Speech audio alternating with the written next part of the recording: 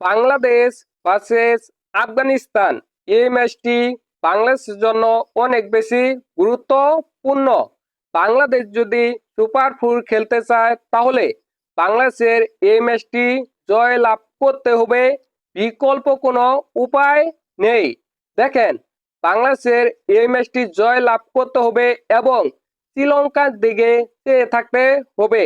শ্রীলঙ্কা যদি হংকংয়ের সাথে হেরে যায় এবং বাংলাদেশ যদি আফগানিস্তানের সাথে জয় লাভ করে তাহলে বাংলাদেশ সুপার ফোর খেলবে।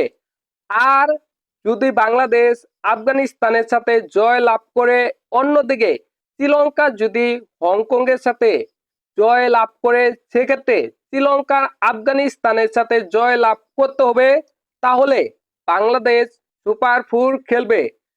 এখন কথা হলো, বাংলাদেশের আফগানিস্তানের সাথে জয় লাভ করতে হবে, তাহলেই তো বাংলাদেশ এইসব সমীকরণ মিলাতে পারবে। আর যদি জয় লাভ না করতে পারে তাহলে তো বাংলাদেশ সুপার ফোর খেলতে পারবে না। বাংলাদেশ এবং আফগানিস্তানের মধ্যে কে কতটা এগিয়ে রয়েছে, বাংলাদেশ কি জয় লাভ করতে পারবে?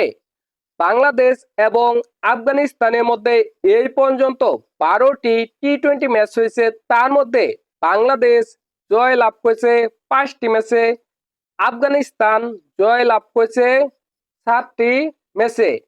ব্যাটিংয়ে কোন দল কতটা এগিয়ে রয়েছে, বাংলাদেশ কতটা এগিয়ে রয়েছে, অন্যদিকে আফগানিস্তান কতটা এগিয়ে রয়েছে? আফগানিস্তানের ব্যাটিংয়ে রয়েছে গুরবাজ, ইব্রাহিম জাদরান, সাদিকুল্লাহ আতাল এবং নবী। অন্যদিকে বাংলাদেশের ব্যাটিংয়ে রয়েছে তামিম হোসেন পাটোয়ারি, তানজিদ তামিম, ইমন, বাংলাদেশের ক্যাপ্টেন লিটন কুমার দাস, এদের মতো ভয়ঙ্কর ভয়ঙ্কর ব্যাটার। বাংলাদেশ ব্যাটিংয়ে এগিয়ে রয়েছে এটা নিঃসন্দেহে বলা যায়। বোলিংয়ে কোন দল এগিয়ে রয়েছে? দেখেন, পেস বোলিংয়ে বাংলাদেশ এগিয়ে রয়েছে এটা নিঃসন্দেহে বলা যায়, কারণ বাংলাদেশে রয়েছে মুস্তাফিজুর রহমান, তাসকিন আহমেদ, শরীফুল, তানজিদ হাসান, সাকিব। অন্যদিকে আফগানিস্তানে রয়েছে ফজল হক ফারুকী, নবীনুল হক, এদের মতো পেস বোলার। পেস বোলিংয়ে বাংলাদেশ এগিয়ে রয়েছে এটা নিঃসন্দেহে বলা যায়। স্পিন বোলিংয়ে কোন দল এগিয়ে রয়েছে, বাংলাদেশ নাকি আফগানিস্তান?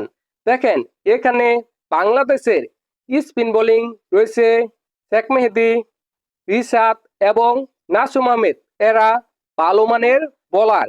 কিন্তু আফগানিস্তানে রয়েছে রাশিদ খান, নূর আহমেদ, নাবি, এদের মতো ভয়ঙ্কর ভয়ঙ্কর বোলার।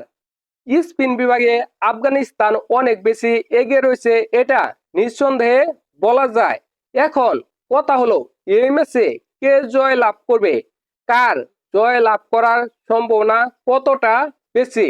দেখেন, এই ম্যাচে যদি বাংলাদেশ আগে ব্যাটিং করে তাহলে বাংলাদেশ যদি 160 এর উপর করতে পারে তাহলে বাংলাদেশ এই ম্যাচ জয় লাভ করবে এটা নিঃসন্দেহে বলা যায়।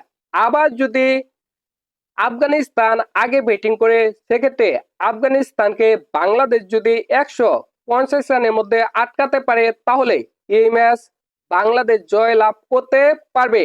এই ম্যাচে বাংলাদেশের জয় সম্ভাবনা 60%, অন্যদিকে আফগানিস্তানের জয় সম্ভাবনা 40%।